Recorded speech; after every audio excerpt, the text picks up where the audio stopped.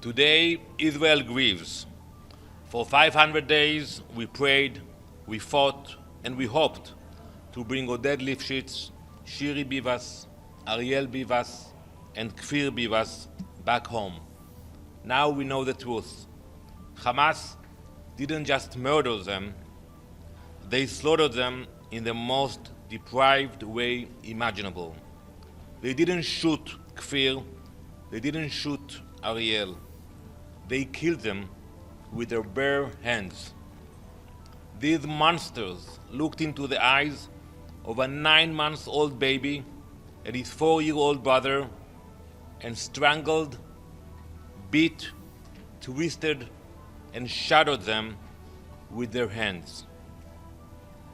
One would imagine that there is nothing more sickening than this atrocity. Somehow there is.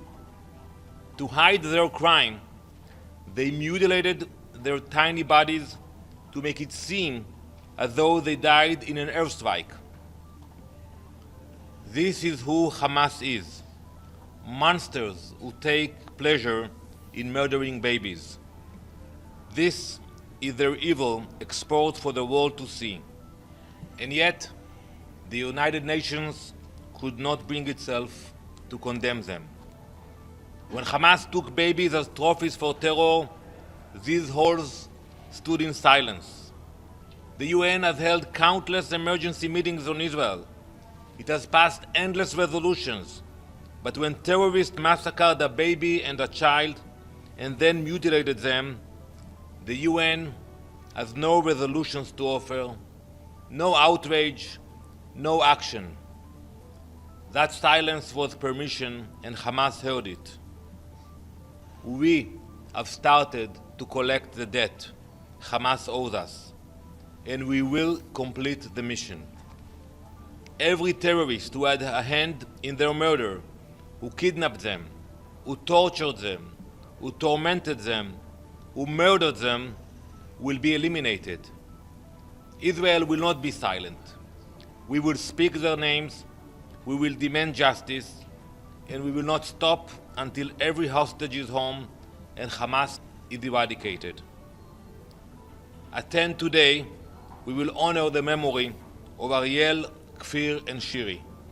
I invite you all to watch the ceremony and bear witness. Thank you. Ambassador Danon, it's Pamela Falk from U.S. News and World Report.